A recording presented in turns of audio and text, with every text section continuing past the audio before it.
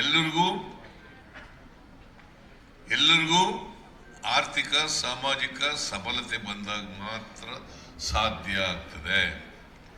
ಅದಕ್ಕೆ ಈ ಸಮಾನತೆ ಬಿಟ್ಟು ಆರ್ಥಿಕ ಸ್ವಾತಂತ್ರ್ಯ ಇರ್ಲಿಕ್ಕೆ ಸಾಧ್ಯ ಇಲ್ಲ.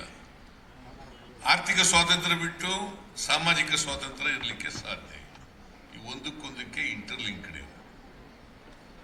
ನಾವು ಸಮಾನತೆ ಇರ್ತಕ್ಕಂಥ ಒಂದು ಸಮಾಜ ನಿರ್ಮಾಣ ಮಾಡಬೇಕಾದ್ರೆ ಆರ್ಥಿಕ ಸ್ವಾತಂತ್ರ್ಯನೂ ಇರಬೇಕು, ಸಾಮಾಜಿಕ ಸ್ವಾತಂತ್ರ್ಯನೂ ಇರಬೇಕು, ರಾಜಕೀಯ ಸ್ವಾತಂತ್ರ್ಯ.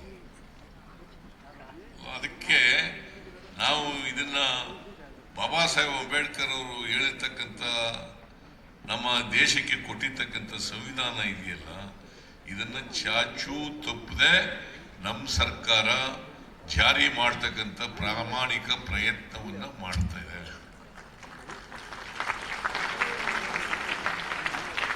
ಈಗ ಬಿಜೆಪಿಯವರು ಅಧಿಕಾರಕ್ಕೆ ಬಂದರು, ನರೇಂದ್ರ ಮೋದಿ ಅವರು ಅಧಿಕಾರಕ್ಕೆ ಬಂದರು. ಅದನ್ನ ಅವರು ಅಧಿಕಾರದಲ್ಲಿರುವಾಗಲೇ ವಿರೋಧ ಮಾಡಿದವರು ಯಾರು? ಅನಂತ್ ಕುಮಾರ್ ಹೆಗಡೆ ಮಂತ್ರಿಯಾಗಿದ್ದವರು. ಯಾರ ಮಂತ್ರಿಮಂಡಲದಲ್ಲಿ ಮಂತ್ರಿಯಾಗಿದ್ದವರು? ಮೋದಿ ಮಂತ್ರಿಮಂಡಲದಲ್ಲಿ ಮಂತ್ರಿಯಾಗಿದ್ದವ್ರು ಹೇಳಿದ್ರು ನಾವು ಅಧಿಕಾರಕ್ಕೆ ಬಂದಿರೋದೇ ಸಂವಿಧಾನವನ್ನ ಬದಲಾವಣೆ ಮಾಡಲಿಕ್ಕೋಸ್ಕರ. ಅವ್ರ ಮೇಲೆ ಕ್ರಮ ತಕ್ಕಂದ್ರ, ನರೇಂದ್ರ ಮೋದಿ ಅವರು ಕ್ರಮ ತಕ್ಕಂದ್ರ. ನರೇಂದ್ರ ಮೋದಿಯವರು ಪಾರ್ಲಿಮೆಂಟ್ಗೆ ಮೊದಲನೇ ಸಾರಿ ಪ್ರಧಾನಮಂತ್ರಿಯಾಗಿ ಪಾರ್ಲಿಮೆಂಟ್ಗೆ ಹೋಗುವಾಗ ನಮಸ್ಕಾರ ಮಾಡಿ ಸ್ಟೆಪ್ಗೆ ಓದಿತ್ತು, ಸಂವಿಧಾನಕ್ಕೆ ನಮಸ್ಕಾರ ಮಾಡಿ ಓದಿತ್ತು ಅಲ್ವಾ? ಮಾಡೋದೊಂದು, ಹೇಳೋದೊಂದು. ಇದನ್ನ ಈ ಸೂಕ್ಷ್ಮಗಳನ್ನ ನಾವೆಲ್ಲರೂ ಕೂಡ ಅರ್ಥ ಮಾಡ್ಕೋಬೇಕಾಗುತ್ತೆ ಅಲ್ವಾ? ಇವನು ಮಂತ್ರಿ ಆಗಿದ್ದಂಥವನು ಅನಂತ್ ಕುಮಾರ್ ಹೆಗಡೆ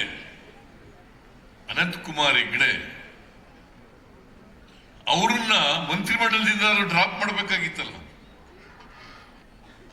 ಅಂದ್ರೆ ಅವ್ರು ಗೊತ್ತಿದ್ದೇ ಮಾಡಿದ್ರು ಅಂತ ಆಯ್ತಲ್ಲ. ಅನಂತ್ ಕುಮಾರ್ ಹೆಗಡೆ ಅವ್ರ ಪಕ್ಷಕ್ಕೆ, ಅವ್ರ ಸರ್ಕಾರಕ್ಕೆ ಗೊತ್ತಿದ್ದೇ ಮಾಡಿದ್ರು ಅಂತ ಆಯ್ತಲ್ಲ. ಗೊತ್ತಿಲ್ದೇನೆ, ಅವ್ರ ಒಪ್ಪಿಗೆ ಇಲ್ದೇನೆ ಮಾಡ್ಲಿಕ್ಕೆ ಸಾಧ್ಯನಾ? ಈ ತರ ಹೇಳಿಕೆ ಕೊಡ್ಲಿಕ್ಕೆ ಸಾಧ್ಯನಾ? ಇದನ್ನು ನಾವು ತಿಳ್ಕೋಬೇಕಾಗ್ತದೆ. ಅದಕ್ಕೆ ಸಂವಿಧಾನ ಯಾಕೆ ಸುರಕ್ಷಿತವಾಗಿರ್ಬೇಕು ಅಂತಂದ್ರೆ, ರಾಹುಲ್ ಗಾಂಧಿ ಅವರು ಯಾಕೆ ಸಂವಿಧಾನದ ಸಣ್ಣ ಪುಸ್ತಕ ಇಟ್ಕೊಂಡು ಎಲ್ಲ ಕಡೆ ಭಾಷಣ ಮಾಡ್ತಾರೆ ಯಾಕೆ ಅಂತಂದ್ರೆ, ಈ ಸಂವಿಧಾನವನ್ನ ರಕ್ಷಣೆ ಮಾಡಬೇಕು, ಪ್ರಜಾಪ್ರಭುತ್ವವನ್ನ ರಕ್ಷಣೆ ಮಾಡಬೇಕು. ಪ್ರಜಾಪ್ರಭುತ್ವ ಉಳಿದ್ರೆ, ಸಂವಿಧಾನ ಉಳಿದ್ರೆ ನಾವೆಲ್ಲ ಉಳಿಲಿಕ್ಕೆ ಸಾಧ್ಯ ಆಗ್ತದೆ. ಇವತ್ತು ಈ ಹಕ್ಕುಗಳಿದಾವಲ್ಲ, ವಿಶೇಷ ಹಕ್ಕುಗಳು, ಅವೇನೇ ಮೂಲಭೂತ ಹಕ್ಕುಗಳಾಗಿವೆ. ವಿಶೇಷ ಹಕ್ಕುಗಳಿದಾವಲ್ಲ, ವ್ಯಕ್ತಿಗಳ ಹಕ್ಕುಗಳಿದಾವಲ್ಲ, ಅವೇ ಮೂಲಭೂತ ಹಕ್ಕುಗಳಾಗಿರ್ತಕ್ಕಂಥದ್ದು. ಉಳಿದ ಹಕ್ಕುಗಳು ಸಂವಿಧಾನದ ಹಕ್ಕುಗಳು. ಆಮೇಲೆ ಯಾವ ರೀತಿ ಇವನ್ನೆಲ್ಲ ಜಾರಿ ಮಾಡಬೇಕು ಅಂತಕ್ಕಂಥದ್ದೇ ಡೈರೆಕ್ಟಿವ್ ಪ್ರಿನ್ಸಿಪಲ್ಸ್. ಆರ್ಟಿಕಲ್ ನಾವು ಸಂವಿಧಾನದ 4ನೇ ಅಧ್ಯಾಯದಲ್ಲಿ ಓದ್ತೀವಿ. ಇದನ್ನ ನಾವು ಅರ್ಥ ಮಾಡ್ಕೋಬೇಕಾಗ್ತದೆ. ನೋಡಿ, ಬಾಬಾ ಸಾಹೇಬ್ ಅಂಬೇಡ್ಕರ್ ಅವರು ಎಷ್ಟು ಮಟ್ಟಿಗೆ ಜೋಡಿಸಿದ್ದಾರೆ ಅಂತಂದ್ರೆ, ಹಕ್ಕುಗಳು, ಮೂಲಭೂತ ಹಕ್ಕುಗಳು, ಆಮೇಲೆ ರಾಜ್ಯ ನಿರ್ದೇಶನಗಳು, ಡೈರೆಕ್ಟಿವ್ ಪ್ರಿನ್ಸಿಪಲ್ಸ್, ಇವನ್ನ ಬಹಳ ಮುಖ್ಯವಾಗಿ ಹೇಳಿದ್ದಾರೆ. ಆಮೇಲೆ ರಾಜ್ಯ, ಕೇಂದ್ರ ಇವೆಲ್ಲ ಯಾವ ತರ ಇರಬೇಕು, ಹೇಗೆ ಅಧಿಕಾರದ ಹಂಚಿಕೆ ಆಗಬೇಕು, ಹಣಕಾಸಿನ ಹಂಚಿಕೆ ಆಗಬೇಕು, ಇವೆಲ್ಲ ಬರ್ತವೆ. ಅದೆಲ್ಲ ಬೇರೆ ವಿಚಾರಗಳು. ಆದರೆ ಈ ಸಂವಿಧಾನದ ಪೀಠಿಕೆಯಲ್ಲಿರ್ತಕ್ಕಂಥ ಆಶಯಗಳಿದ್ದಾವಲ್ಲ, ಧ್ಯೇಯೋದ್ದೇಶಗಳಿದ್ದಾವಲ್ಲ, ಅವು ಬಹಳ ಮುಖ್ಯವಾಗಿ ನಾವೆಲ್ಲರೂ ಕೂಡ ತಿಳ್ಕೋಬೇಕಾಗ್ತದೆ.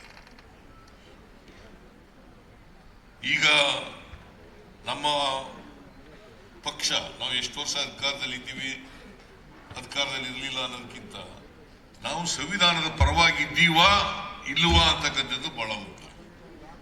ಯಾವುದೇ ಸರ್ಕಾರ, ಯಾವುದೇ ಪಕ್ಷ ಅಧಿಕಾರಕ್ಕೆ ಬಂದಾಗ ಸಂವಿಧಾನದ ರೀತಿ ನಡ್ಕೋಬೇಕು. ಅದಕ್ಕೆ ಅದಕ್ಕೆ ಬಾಬಾ ಸಾಹೇಬ್ ಅಂಬೇಡ್ಕರ್ ಅವರು ಹೇಳಿರೋದು, ನಾವು ಜನವರಿ 1950 26ನೇ ತಾರೀಕು ವೈರುಧ್ಯತೆ ಇರ್ತಕ್ಕಂಥ ಸಮಾಜಕ್ಕೆ ಕಾಲಿಡ್ತಾ ಇದ್ದೀವಿ. ವೈರುಧ್ಯತೆ ಇರ್ತಕ್ಕಂಥ, ನಾನು ಮುಖ್ಯಮಂತ್ರಿ 2013 ಆದೆ. 13ರಿಂದ 18ರವರೆಗೆ ಇದ್ದೆ ಮೊದಲನೇ ಅವಧಿನಲ್ಲಿ. ಆಗ ಅನೇಕ ಭಾಗ್ಯಗಳನ್ನು ನಾವು ಘೋಷಣೆ ಮಾಡ್ತಕ್ಕಂಥ ಕೆಲಸವನ್ನು, ಅವನ್ನೆಲ್ಲ ಜಾರಿ ಕೊಡ್ತಕ್ಕಂಥ ಕೆಲಸವನ್ನು ಮಾಡಿದೆ. ಅನ್ನಭಾಗ್ಯ, ಕ್ಷೀರಭಾಗ್ಯ, ಕೃಷಿ ಭಾಗ್ಯ, ಮೈತ್ರಿ, ಮನಸ್ವಿನಿ, ಇಂದಿರಾ ಕ್ಯಾಂಟೀನ್ ಇವೆಲ್ಲ ಯಾಕೆ ಮಾಡೋದು ಅಂತಂದ್ರೆ, ಭಾಗ್ಯ, ಶಾದಿ ಭಾಗ್ಯ ಇವೆಲ್ಲ ಯಾಕೆ ಮಾಡೋದು ಅಂತಂದ್ರೆ ಸಮಾನತೆ ಬರಬೇಕು. ಸಮಾನತೆ ಬರದೇ ಹೋದರೆ ಸ್ವಾತಂತ್ರ್ಯ ಸಿಗ್ತದಕ್ಕೆ ಅರ್ಥ ಇರಲ್ಲ. ಅದು ಅರ್ಥ ಬರಬೇಕಾದ್ರೆ ಸಮಾನತೆಯನ್ನು ತರ್ತಕ್ಕಂಥ ಪ್ರಯತ್ನವನ್ನು ಮಾಡಬೇಕು. ಈಗ ಜಾತಿ ವ್ಯವಸ್ಥೆ ಯಾಕೆ ಹೋಗಲ್ಲ? ಜಾತಿ ವ್ಯವಸ್ಥೆ ಯಾಕೆ ಹೋಗಲ್ಲ? ಎಲ್ರಿಗೂ ಆರ್ಥಿಕ ಸಾಮಾಜಿಕ ಸಮಾನತೆ ಬಂದಿಲ್ಲ, ಹಾಗಾಗಿ ಜಾತಿ ವ್ಯವಸ್ಥೆ ಹೋಗಿಲ್ಲ. ಬಸವಾದಿ ಶರಣರು ಸುಮಾರು 850 ವರ್ಷಗಳ ಹಿಂದೆನೆ ಇವನಾರವ ಎಂದೆನಿಸದಿರಯ್ಯ, ಇವ ನಮ್ಮವ ಎಂದೆನಿಸಯ್ಯ, ನಿನ್ನ ಮನೆಯ ಮಗನೆಂದೆನಿಸಯ್ಯ ಅಂತ ಹೋಗಿದೆಯಾ ಜಾತಿ ವ್ಯವಸ್ಥೆ? ಅದಕ್ಕೆ ನಾವು ಹೆಚ್ಚು ಒತ್ತು ಕೊಡ್ತಾ ಇರ್ತಕ್ಕಂಥದ್ದು ಶಿಕ್ಷಣ. ಆ ಶಿಕ್ಷಣದಲ್ಲಿ ಈಗ ಬಹಳ ಜನ ರೆಸಿಡೆನ್ಷಿಯಲ್ ಸ್ಕೂಲ್ಗಳು ಮಾಡೋದು. ಯಾಕೆ ರೆಸಿಡೆನ್ಷಿಯಲ್ ಸ್ಕೂಲ್ ಮಾಡೋದು ಅಂತಂದ್ರೆ, ಸುಮಾರು 821 ರೆಸಿಡೆನ್ಷಿಯಲ್ ಸ್ಕೂಲ್ಗಳಿದ್ದಾವೆ. ಪ್ರತಿ ಹೋಬಳಿಗೊಂದು ಇರಬೇಕು ಅಂತ ನಮ್ಮ ಉದ್ದೇಶ. ನಾನು 94ರಲ್ಲಿ ಹಣಕಾಸಿನ ಮಂತ್ರಿ ಆದಾಗ ಪ್ರಾರಂಭ ಮಾಡೋದು ರೆಸಿಡೆನ್ಷಿಯಲ್ ಸ್ಕೂಲ್ಗಳ ಉದ್ದೇಶ ಏನಪ್ಪಾ ಅಂತಂದ್ರೆ, ದಲಿತರ ಮಕ್ಕಳಿಗೆ, ಶೂದ್ರರ ಮಕ್ಕಳಿಗೆ, ಹಿಂದುಳಿದವ್ರ ಮಕ್ಕಳಿಗೆ, ಅಲ್ಪಸಂಖ್ಯಾತರ ಮಕ್ಕಳಿಗೆ, ಈ ಸಮಾಜದಲ್ಲಿರ್ತಕ್ಕಂಥ ಎಲ್ಲ ಬಡವರ ಮಕ್ಕಳಿಗೆ ಅವ್ರಿಗೆ ಕೂಡ ಗುಣಮಟ್ಟದ ಶಿಕ್ಷಣ ಸಿಗಬೇಕು ಅನ್ನೋ ಕಾರಣಕ್ಕೋಸ್ಕರ. ಗುಣಮಟ್ಟದ ಶಿಕ್ಷಣ ಸಿಕ್ಕದೆ ಹೋದ್ರೆ ವೈಚಾರಿಕತೆ ಹೆಂಗ್ ಬೆಳೀತದೆ? ಜಾತಿ ವ್ಯವಸ್ಥೆ ಅದು ಒಂದು ರೋಗ, ಈ ಸಮಾಜಕ್ಕೆ ಕಳಂಕ ಅಂತಕ್ಕಂಥ ಭಾವನೆ ಯಾವಾಗ ಬರ್ತದೆ?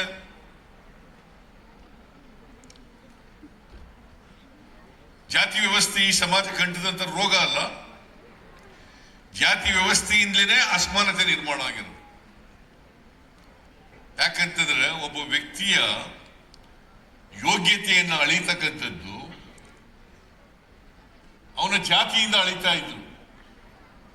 ಅವನು ಯಾವ ಜಾತಿಗೆ ಸೇರಿದ್ದ ಅಂತ ಹೇಳಿ ಅವನು ವ್ಯಕ್ತಿ ಯೋಗ್ಯತೆ ಅಳಿತಾ ಇದ್ರು. ಅದು ಹೋಗ್ಬೇಕಲ್ಲ. ಮತ್ತೆ ಆರ್ಥಿಕವಾಗಿ ಸಾಮಾಜಿಕವಾಗಿ ಶಕ್ತಿ ಬರದೆ ಹೋದ್ರೆ ಜಾತಿ ಯಾವತ್ತಿಗೂ ಹೋಗಲ್ಲ. ಈಗ 850 ವರ್ಷ ಆಯ್ತು, ಹೋಗಿದ್ಯಾ? ಇನ್ನು ಬುದ್ಧನ ಕಾಲಕ್ಕೆ ಹೋದ್ರೆ ಅವತ್ತಿನಿಂದ ಇವತ್ತಿನವರೆಗೆ ಹೋಗೇ ಇಲ್ಲ. 2500 ವರ್ಷಗಳು ಹೋಗಿದ್ಯಾ? ಅದಕ್ಕೆ ಮಕ್ಕಳಲ್ಲಿ ಯಾವುದೇ ಕಾರಣಕ್ಕೆ ಜಾತಿಯ ಸೋಂಕು ತಗಲಿದ ರೀತಿಯಲ್ಲಿ ನೋಡ್ಕೋಬೇಕು. ಅವರಿಗೆ ವೈಚಾರಿಕತೆ ಮತ್ತೆ ವೈಜ್ಞಾನಿಕತೆ ಬೆಳವಣಿಗೆ ಆಗಬೇಕು. ವ್ಯಕ್ತಿ ವಿಕಾಸ ಆಗೋದು ಅಂದ್ರೇನು? ಈಗ ಸೂಕ್ತವಾದಂಥ ಪ್ರತಿಭೆ, ಎಲ್ಲರತ್ರೂ ಸಮಾನವಾದಂಥ ಪ್ರತಿಭೆಗಳಿರ್ತದೆ. ಒಂದು ಸ್ವಲ್ಪ ಹೆಚ್ಚು ಕಡಿಮೆ ಇರ್ಬೋದು, ಪ್ರತಿಭೆ ಎಲ್ಲರಲ್ಲೂ ಇರ್ತದೆ. ಆ ಪ್ರತಿಭೆಯನ್ನು ವಿಕಸನಗೊಳಿಸ್ತಕ್ಕಂಥದ್ದೇ ಶಿಕ್ಷಣ. ಅಂತ ಶಿಕ್ಷಣ ಸಿಗ್ಬೇಕಲ್ಲ ಎಲ್ರಿಗೂ. ಆ ಶಿಕ್ಷಣ ಸಿಕ್ಕದೇ ಹೋದ್ರೆ ಹೇಗೆ ನಾವೆಲ್ಲ ಮಾನವೀಯತೆಯಿಂದ ಬೆಳೀಲಿಕ್ಕೆ ಸಾಧ್ಯ ಆಗ್ತದೆ? ಅದಕ್ಕೆ ಕುವೆಂಪು ಅವರು ಒಂದು ಮಾತು ಹೇಳಿದ್ರು, ಎಲ್ಲ ಮಕ್ಕಳು ಹುಟ್ಟುವಾಗ ವಿಶ್ವಮಾನವರಾಗಿ ಹುಟ್ಟುತ್ತವೆ. ಎಲ್ಲ ಮಕ್ಕಳು ಹುಟ್ಟುವಾಗ ವಿಶ್ವಮಾನವರಾಗಿ ಹುಟ್ಟುತ್ತವೆ. ನಮ್ಮ ಸಾಮಾಜಿಕ ವ್ಯವಸ್ಥೆಯ ಪರಿಣಾಮವಾಗಿ ಬೆಳೀತಾ ಬೆಳೀತಾ ಬೆಳೀತಾ ಅಲ್ಪ ಮಾನವರಾಗ್ಬಿಡ್ತಾರೆ ಅಲ್ವಾ? ನಾವೆಲ್ಲ ಬಹುತೇಕವಾಗಿ ಅಲ್ಪ ಮಾನವರೇ. ಇನ್ನು ನಾವು ಜಾತಿ ವ್ಯವಸ್ಥೆಯಿಂದ ಹೊರಗಡೆ ಬಂದೇ ಇಲ್ಲ.